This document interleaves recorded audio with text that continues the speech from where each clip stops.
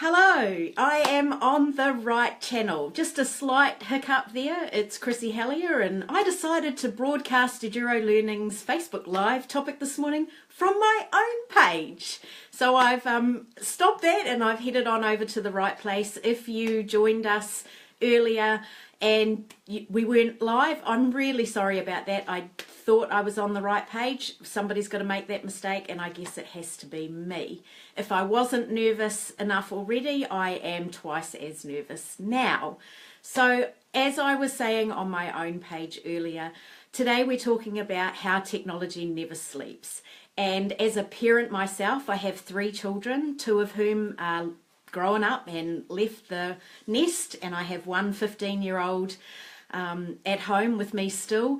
Managing multiple devices, especially when you have a mum who is quite tech savvy and has a lot of devices herself, managing all those devices can from time to time be a bit of an issue. And so we thought we'd talk to you today as part of our Parenting in the Digital Age series launch. This is week 2. We thought we'd talk today about some habits for managing those many devices. And so when I was brainstorming about what are all the things that parents ask me a lot, and what are some of the things that I know for me as a parent are a bit of an issue, and I boiled it down to 3 things. So today I'm going to talk to you about balance and give you some tips and tell you or share some things that we do in our house about balance. Screen time, because I have to say that's probably the number one thing that parents always ask about, like how do you manage screen time and how much is the right time. So we'll talk about screen time, and then the last one is all about being a role model. That one's particularly important to me because my daughters gave me a very interesting lesson one year when I was spending a lot of time on my devices, and they called me out on it. So I'll share that story a little bit later with you as well. We have a sketch note for you today, of course, and I'll release that a little bit after this Facebook Live gets put on our stream. And I also have some show notes for you, and I also, for the first time in a very long time, got back into blogging, and so I've blogged about what I'm going to be talking to you about today. And so we'll put all those links in the comments below for you after we finish here. I've got Kim in the audience. She's handling the back channel for me. Thank you, Kim. It's lovely to see you here. Thanks for the hearts. Thanks for the likes. If you're joining me today, we would love to hear your tips. We tweeted out a little bit earlier this week about what are your tips for managing screen time in particular, and I've got a couple of those to share with you a little bit later. But let's get started. I've got 3 habits that I think are really, really good habits. If you're going to do anything, start doing these, or if you're already doing them, carry on doing them. So for managing many devices in your home, number 1, balance. And how do you do that? Because when you've got access 24/7, how do you get the balance? You've got kids coming home from school and they've got homework to do, so they say they need to be on their devices, and that's fine, and that happens. But how do we help our children maintain a balance, a really balanced, healthy, wholesome life, especially in today's age where technology never sleeps? So I have 2 things for you. One is, think about having no screen days. In our house right now with our 15-year-old, we have 1 non-screen day. We used to have 2, but now that he's older, it's enough to just have 1. And I have an exception because I do work from home, but my hours are a little bit short. But we have a no screen Tuesday. Now, I don't know why it's a Tuesday. That was just the day that we agreed to have. And so on a Tuesday, he has no screen time at all. There's an exception if there is some homework that he has to do, that he has to use his device to do his homework. That's not part of the agreement, but no screen time means even no TV. So we don't watch TV on a Tuesday. We play games, we have conversations, we might go out, we might walk to the beach. Quite often that's what we do. We'll take the dog down to the beach and we'll spend the night together as a family. So no screen day. So whatever day works for you, it might be a day on the weekend, it might be every Sunday or every second Sunday we're going to have a no screen time. And sometimes you might even take it a step further. I know that some families that I'm friends with, they have no screen holidays. So when they go away on holidays, nobody takes their device. Of course, I guess they take a phone in case of emergencies, but no one else has any devices and they spend the whole time together. So if that's something that you think might work for you, give that a go. Try a no screen holiday. I know that in some schools that I've worked at, they have had programs like Week Without Walls, and they've gone for a whole week where the kids have handed their devices in as they're getting on the bus, and they've been given their devices back when they've gotten off the bus after the week. And the feedback from the students themselves is like they didn't want to do it at the start, but when they got off the bus and they got their devices back, yes, they were really happy to have their devices back, but the feedback said that they actually enjoyed the pressure, or the no pressure of having to keep on 24/7 and keep up with everything for a week, because they didn't have their device and no one else did either. And I think that because an adult was the one that took away their device and took away everyone's device, the decision was made for them, that they didn't have to decide, I'm going to go a week without a device. Somebody else took that responsibility for them, and I think that that made a little bit of a difference, and they really did enjoy it. By the time they got to the third, fourth day without their devices, they were okay about it. So I know parenting is tough. It's just tough anyway. So when it comes to taking away devices, sometimes we're a little bit scared of being the bad guy, but we have to remember that sometimes they're just waiting for us to make the decision for them. And yes, they might kick and scream and call you all the names under the sun, but at the end of the day, you know what is a healthy balance for you and your children. You know that you're not going to take their device away and never give it back to them, so they're looking to you to help them learn what good balance is.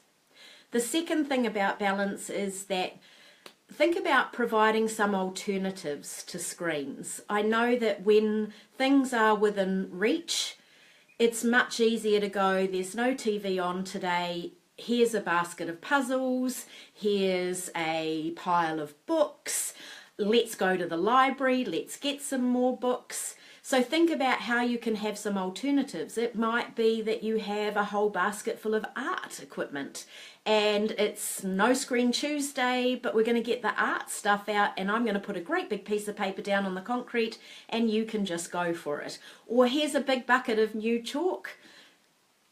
Outside, we're going to draw all over the pavement and we'll wash it all off with a hose a bit later. Now I know that they're really good tips for younger students, younger children. I've got my teacher hat on, need to remember I've got my parent hat on today.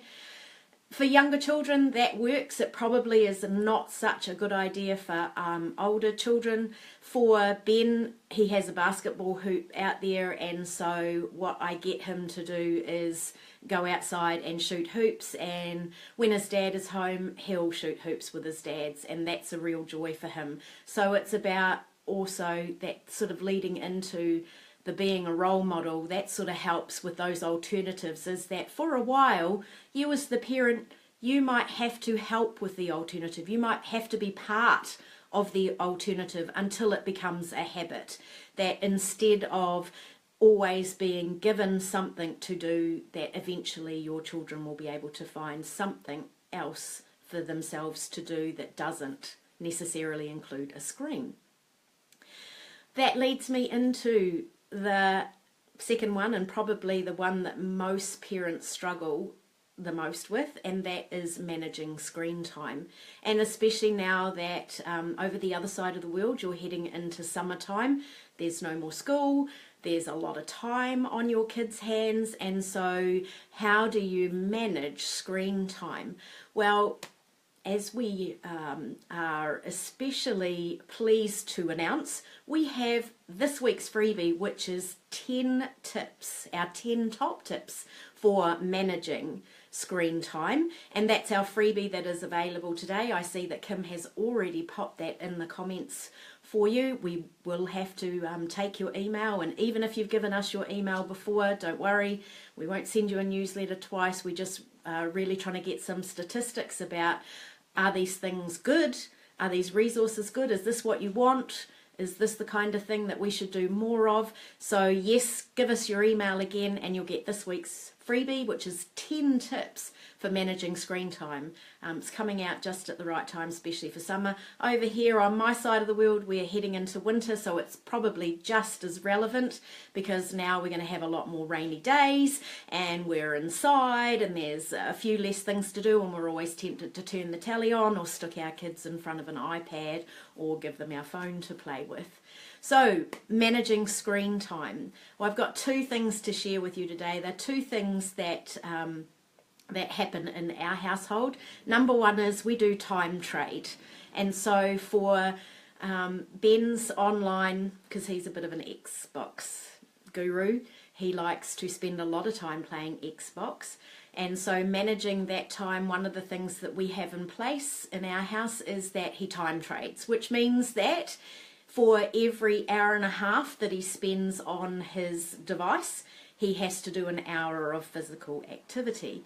And that can be walking the dog, it can be going for a run around the block, it can be getting out there with his basketball hoop, and because he's a bit of a basketball freak, he usually opts for shooting hoops with the basketball because he can spend hours doing that and practicing his layouts. It's quite cool. So he gets the best of both worlds. It makes him do his basketball practice, he earns time on his device, and it works for me because as a parent I know that he is maintaining that balance that I spoke about earlier.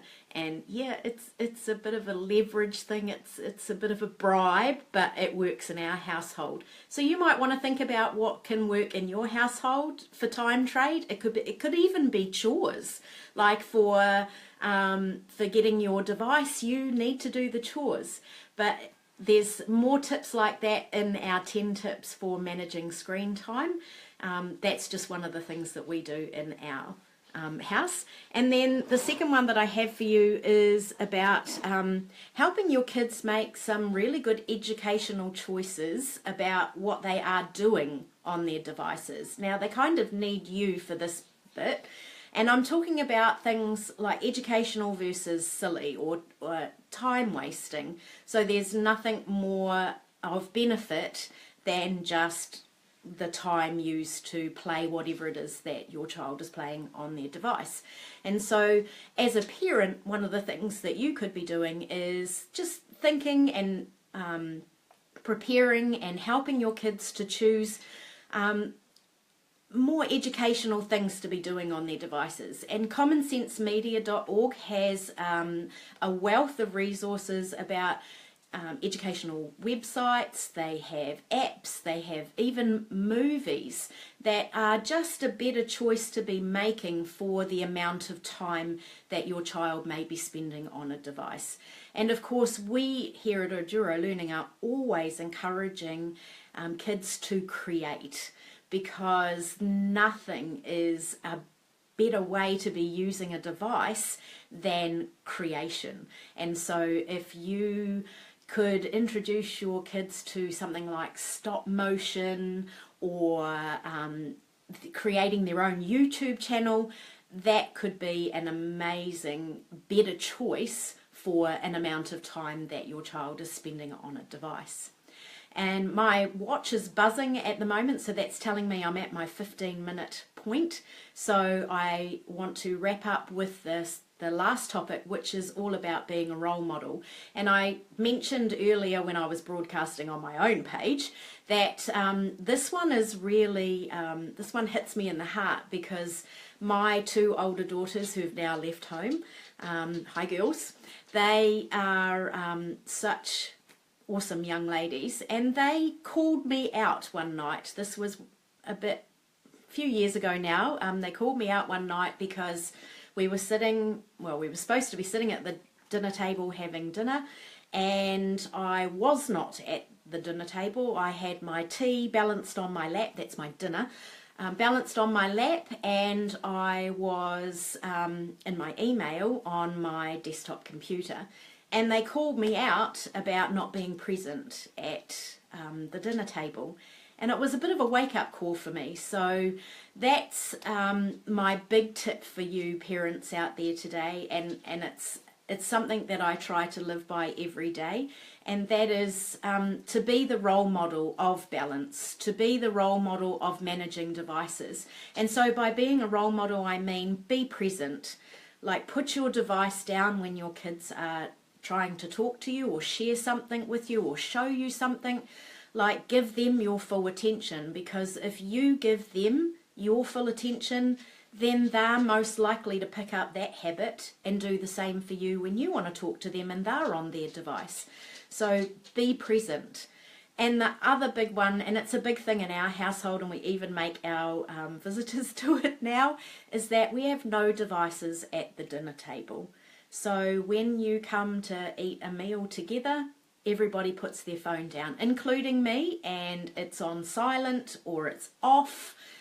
My phone is generally on silent all the time anyway, but it's on silent, it's off, it's down, the face is down, can't see it, because that time is our family time together, and it means that there are no devices. So even if you're a visitor and you come to our house for tea or for dinner, that means that you put your device down and we don't have any devices. And in that top 10 tips for managing devices, or for managing screen time I should say, there are a few other tips in there, some really good ones, especially if you're all going out. There's a really neat tip in there.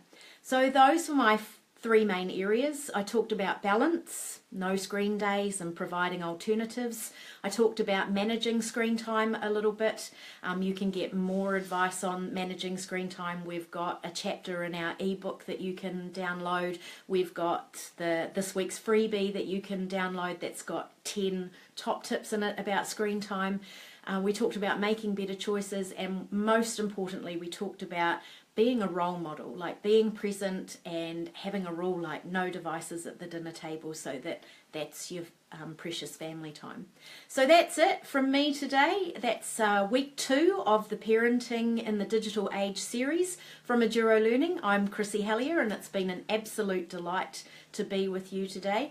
Thank you for sharing some of your tips. Before I go, there was a tip shared by Dion from Hastings, New Zealand, and her top tip for managing many devices was, she said, to have a mat on the bench, and it could be a dirty old tea towel if you want, or I was thinking maybe a basket, and at a certain time of the night all the devices go into that basket or onto that technology mat before everyone heads off to bed. So that was a really neat idea.